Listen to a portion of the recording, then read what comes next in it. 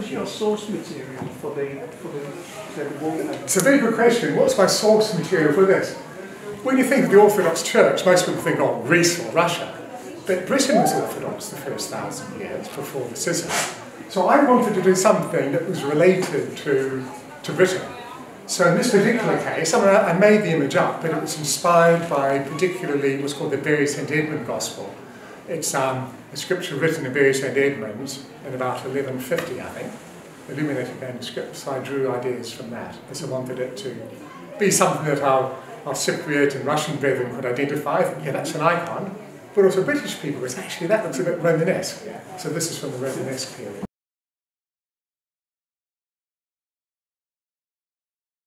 An interesting question about these beasts here. I've often thought some things, like an icon, is supposed to look like what it represents. So we see this, you see that, and go, oh yeah, that person looks like that. But some things are just so weird, it's to remind us that what we're depicting is just so different we can't imagine it. So the strange beasts that Ezekiel saw are so weird. Talk about wheels with wings and eyes in them, and so really it's to say like heaven is just more wonderful than you can ever think of. Whereas if we tried to describe what beautiful fruit and lovely greens and that, we would have our little idea of what heaven is like and think that's what heaven is like. But, so some images are to show us what something is like, some images are to remind us actually it's just incomparable.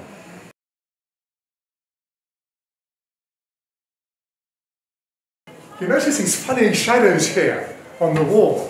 You probably can't guess, but this is a fresco, a wall painting, painted in 1380 of the martyrdom of Thomas Becket. King Henry said, oh, if I knew something could get me rid of this horrible man. He was Archbishop of Canterbury, and the king was sort of the head of the nation, but Thomas Becket was the Archbishop of Canterbury, the head of the church, and sometimes they would conflict. So I don't think the king meant who's going to kill this man, but some knights took him literally and went and chopped his head off. So there are the 4 knights here. You can see their helmets. The 2 in the front have got their visors up. And you can see a cross there sliced through. Can you see that there? So they basically chopped the top of his head off. Unfortunately, it's covered by the screen, so Thomas Becket is behind there. Now it was here when we discovered that. This, you probably heard of Henry VIII, who wanted to get rid of images. So Henry VIII and then Cromwell after, when they came to a church like this, which had paintings on, they would just whitewash them. So they put lime wash everywhere. So when we bought this church 25 years ago, or something like that, it was all whitewashed. And I was working with a professional to sort of make sure that the plaster didn't come off. So every now and then a bit of the plaster would flake off.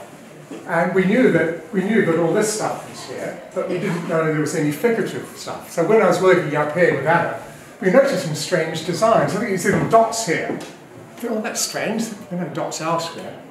So we left it. It wasn't our job to take the plaster off. But about a year later, specialists came and took the lime plaster off, and they discovered that. So that, we know it's 1380 because those little dots are actually rivets on leather armour. And it was only about a 10-20 year period that they had that sort of armour, which is how we can date it. In Anglican churches now, we're used to just seeing stone walls, aren't we, white walls. But in fact, most of these churches weren't like that in the old days. They were full of paintings like this. So this gives us a bit of an indication of what churches in England used to be like, with paintings, they didn't have icon screens, but they had what are called rood screens, and they would have had, in most cases, paintings like this on the wall.